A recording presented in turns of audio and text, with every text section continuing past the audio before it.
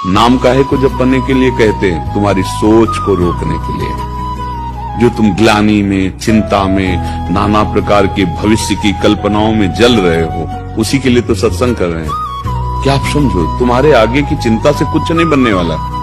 पीछे जो हो गया तुम्हारी चिंता से मिटने वाला नहीं, तो वर्तमान का समय क्यों बर्बाद कर रहे हो? राधा राधा राधा राधा, ये तुम्हारा भविष्य भी ठीक करेगा। वर्तमान में राधा राधा बोले समय सार्थक हुआ, पीछे जो आपका भूत है उसको भी नष्ट कर देगा। विश्वास में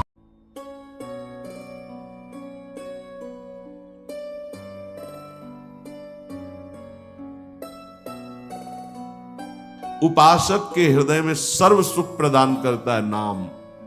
नाम नाम ही उसे पुत्र की तरह दुलार करता है, नाम ही पिता की तरह पालन करता है, नाम ही अद्भुत शांति प्रदान करता है।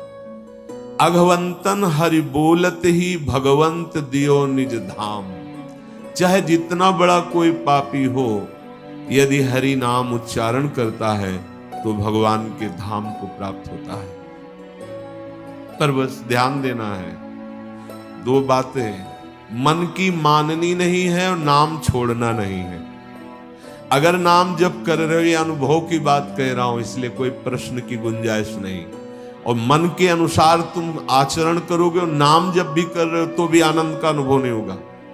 आगे चल के कल्याण हो, मंगल हो, इसमें हमें कोई संशय नहीं है, लेकिन वर्तमान में तुम जलोगे नाम जपते हुए भी।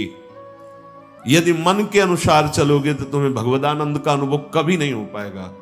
शरीर छूटने के बाद भगवान जैसे अजामिल को परम पद, वो बात अलग है, लेकिन वर्तमान में जीवन मुक्तता और आनंद का अनुभव मन की बात न मानने से होगा। ये जो मन हमें गलत सलाह दे रहा है, ये जो मन हमें भोगों में फंसा रहा है, आप चाहे जितना प्रयास करें, ये आनंद का अनुभव नहीं होने देगा। छाती की बात कहते हैं, किसी के पढ़े लिखे समझाने की बात नहीं, यहां की बात। अगर विषय सेवन मन के अनुसार हो रहा है तो साधन होने पर भी भगवदानंद का अनुभव नहीं होगा, नाम जपने पर भी भगवदानंद का अनुभव नहीं होगा। ये रोकना होगा। धर्म विरुद्ध आचरण के लिए मन जो हमें सलाह देता है, नहीं मानना होगा। हरिपद पंकज छत्र छाह बिन मिटे न दुख रवि घाम। नियंता पतितन को हरि नाम। हरि के चरणारविंद का आश्रय, मुख में नाम, मनमानी आचरण पर शासन, फिर ये संसार की धूप उसको लगती नहीं है। फिर दैहिक दैविक भौतिक कोई भी ताप उसे स्पर्श नहीं करता है। जो हमें आनंद अनुभूति स्थिति प्राप्त होनी चाहिए, वो स्थिति नहीं है। बिना स्थिति के बातों से माया पर विजय प्राप्त नहीं की जा सकती। इसलिए नाम जिह्वा से और बुद्धि एकदम सावधान होकर मन की हर चेष्टा पर निरीक्षण। मंगल में भगवान ऐसा विधान बनाएंगे कि आप सर्वदा सुखी और प्रसन्न रहेंगे यदि आप ऐसे चलेंगे। भगवान हमारे विचारों को देखते रहते हैं। ध्यान से सुनना, तुम जो विचार अंदर कर रहे हो वो भगवान देख रहे हैं। जब भगवान देखते हैं कि इसकी आशा का विषय संसार है, मैं नहीं हूं, तो अब बाहरी हमारी क्रियाएं भक्ति की हो रही हैं, आशा संसार की है, तो भगवदानंद का अनुभव नहीं हो रहा है, हाथ में विफलता लगती है। बिल्कुल अक्षरशः ऐसा ही है। बहुत गुस्सा लगती है मन पर, बहुत गुस्सा कभी कभी लगती है कि ये साधकों को नष्ट करने के लिए हर समय जाल बुनता रहता है। जैसे मकड़ी जाल बुनते ऐसे ही बुनता रहता है जाल, और ये खुद जलता है, खुद परेशान होता है, खुद बंधन युक्त होता है। यही बड़ा विचित्र खेल इस मन का, बड़ा विचित्र। महीना दो महीना हो तो लड़ ले, पूरे जीवन लड़ना, तभी परम पद प्राप्त होता है। पूरे जीवन जरा सी चूक होती फंसा देता है, निराश कर देता है, उदास कर देता है। भगवान तुम्हारे अंदर के विचार को देखते हैं। तुम्हारे विचार में यदि आंतरिक संसार के सुखों की आशा है तो वो आपके अंदर हैं, अनुभव में नहीं आएंगे। देख लो, जो लोग कहते हैं ना कि इतने वर्ष हो गए हमें नाम जप करते, उसका भाव समझो। अंदर के विचार भगवान तुम्हारे देखते रहते हैं। तुम्हारी आशा यदि संसार के भोग हैं तो सामने नहीं आएंगे, यही हृदय में बैठे हैं। उत्तम भाव प्राप्त करने के लिए तुम्हें अपने मन से संसार के विचार हटाने होंगे। ये जो भगवत चर्चा है, भगवान की लीला कथा है, इसमें इतनी सामर्थ्य कि आपके विचारों का परिवर्तन हो जाएगा। शृण्वताम स्वकथा कृष्ण पुण्य श्रवण कीर्तन हृदयंतस्थो हृभद्राणि विधुनोति सुहृत्सताम।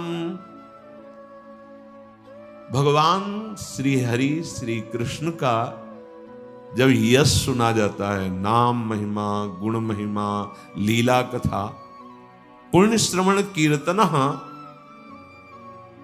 शताम साधु नाम सुहृत हितकारी। भगवान श्री कृष्ण स्वकथा स्वकीय गुणानाम कथा श्रृण्वताम श्रवण परायणानाम अंतस्थ हृदय स्थिता।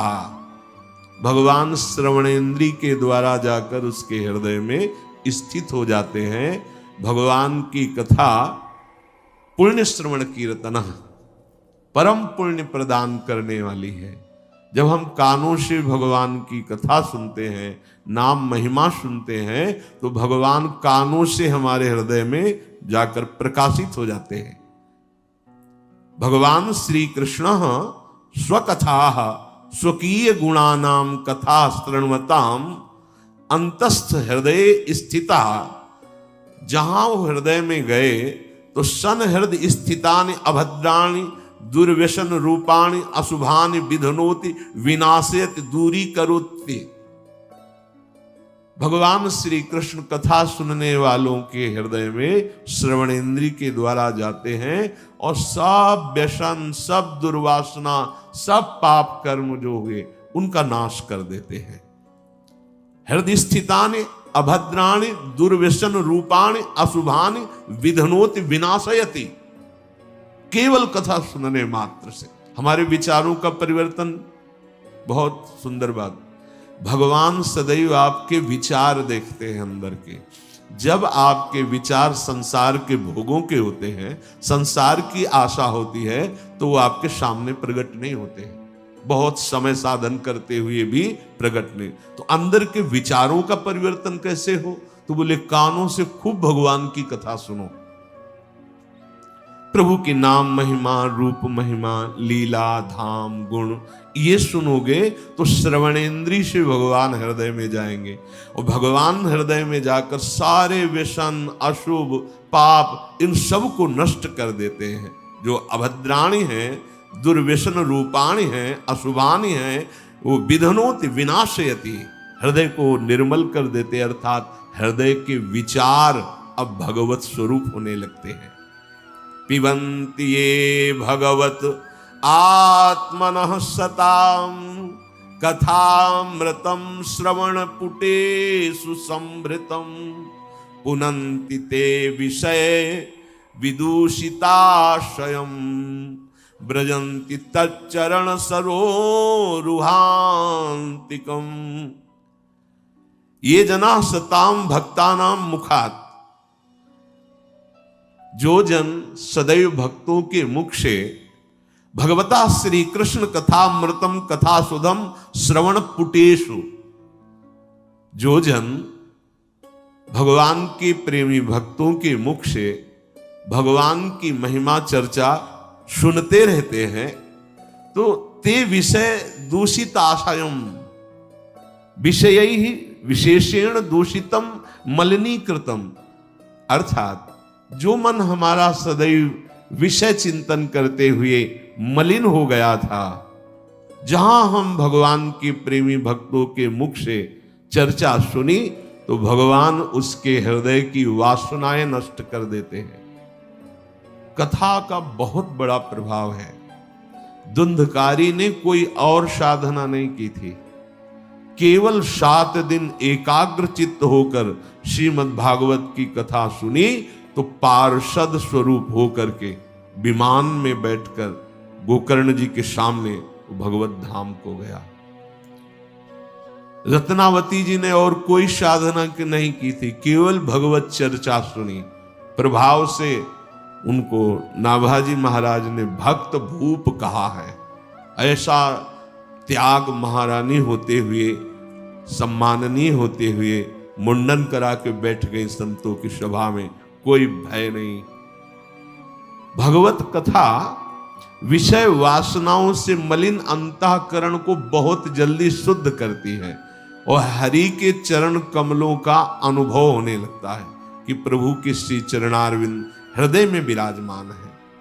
धर्मः स्वनुष्ठिता पुंसाम विश्वक्षेन कथा सुयः नोत्पादयेद यदि रतिम श्रम एव हि केवलम। यदि आप बहुत से सब साधन करते हैं और भगवान की कथा सुनने में, सत्संग सुनने में आपकी रुचि नहीं है, तो यहां कह रहे हैं कि मानो आपको जितने भी साधन धर्मानुष्ठान किया उसका कोई फल नहीं मिला। आप बड़े अच्छी साधना कर रहे, ये तो अनुभव की भी बात है। एकांत में साधन करते हुए साधक में बहुत से ऐसे दोष होते हैं जिनको नहीं त्याग कर पाता, वो सत्संग से ही दूर होते हैं। जब सत्संग में हम बैठते हैं तो सत्संग मानो दर्पण की तरह हमें दिखाता है कि हमारे अंदर कौन कौन से दोष हैं, और फिर त्याग करने की युक्तियां भी सत्संग से ही प्राप्त होती है। इसीलिए सिद्ध महापुरुष भी, जिनकी जड़ चेतन ग्रंथि का भेदन हो गया है, आत्मा राम है, वो भी भगवत चर्चा करते और सुनते रहते हैं। भली भांति साधना का अनुष्ठान, धर्म का अनुष्ठान किया, पर आपको भगवत चर्चा सत्संग सुनने में रुचि नहीं, तो बोले आपके जो साधन आदि के फल हैं वो केवल श्रम ही श्रम है, आपको कोई लाभ नहीं मिला।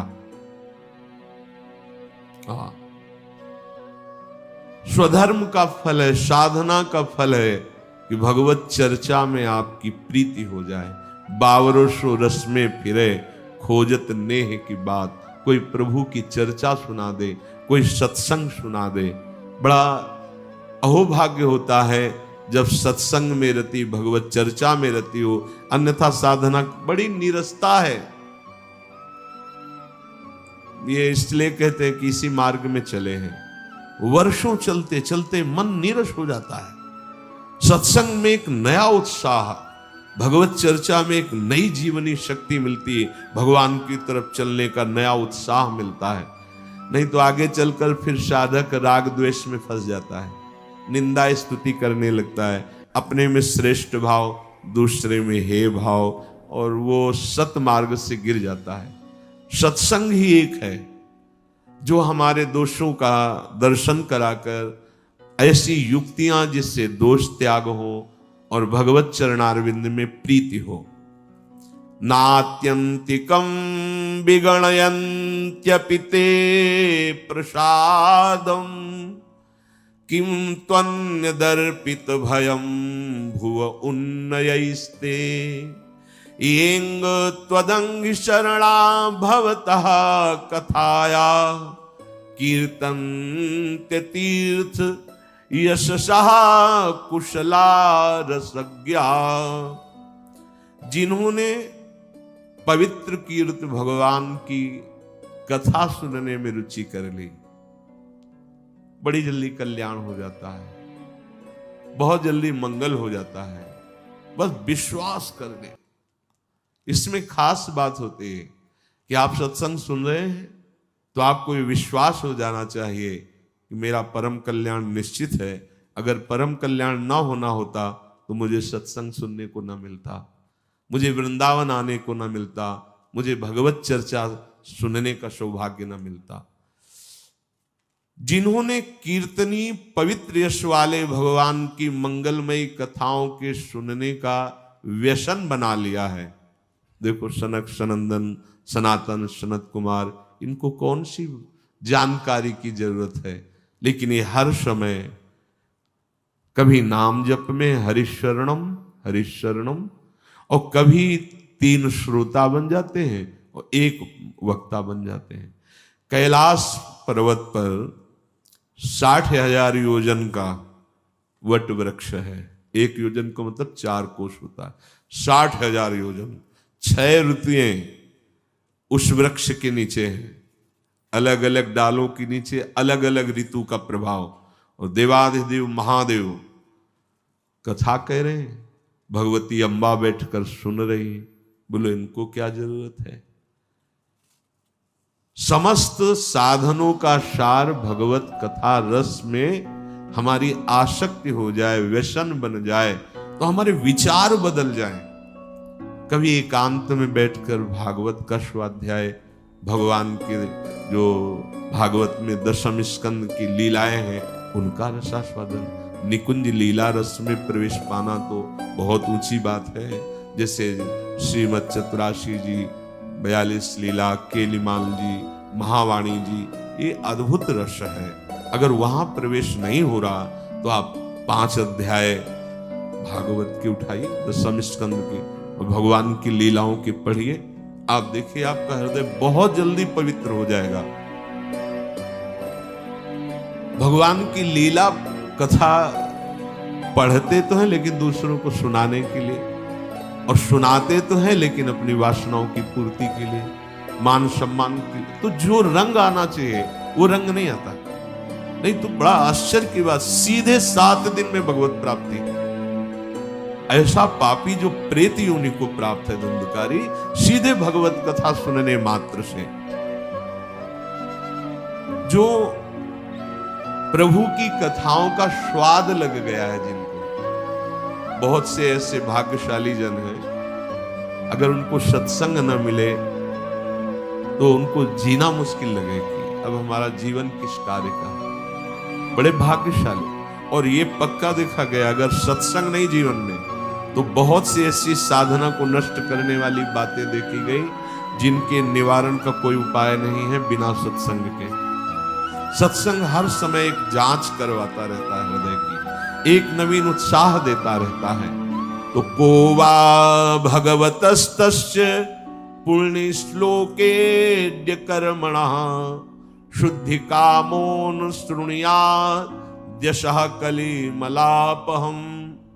कौन ऐसा उपासक होगा जो भगवत प्राप्ति करना चाहता है पर वो भगवान की चर्चा से प्रीति नहीं करता, सत्संग सुनने की इच्छा नहीं रखता, जो भगवान के यश का श्रवण नहीं करता है, तो कोई भी कर्म कर ले हृदय निर्वासनिक नहीं होता है। ये भगवान की चर्चा से ही होता है।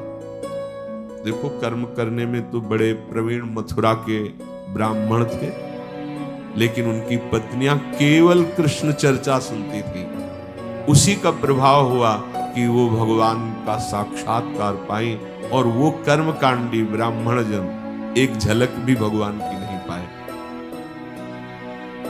तो कौन ऐसा उपासक होगा जो कलिमलहारी भगवान के यश का श्रवण न करना चाहे। भगवान के यश का जो ही शब्द हमारे कानों में पहुंचता है तो प्रविष्टा कर्ण रंध्रेण स्वानाम भाव सरोरुहम धुनोति समलम कृष्ण सलिलस्य यथा शरद। प्रभु श्री कृष्ण की महिमा, हरि नाम की महिमा जब हमारे कानों में पड़ती है तो जैसे बड़े बड़े तीर्थों का अवगाहन, यज्ञ, शास्त्र स्वाध्याय, दान पुण्य, इनसे हृदय पवित्र होने की भावना होती, पाप नष्ट होने। तो उनमें इतनी सामर्थ्य नहीं जितने सत्संग के शब्द पवित्र करते हैं।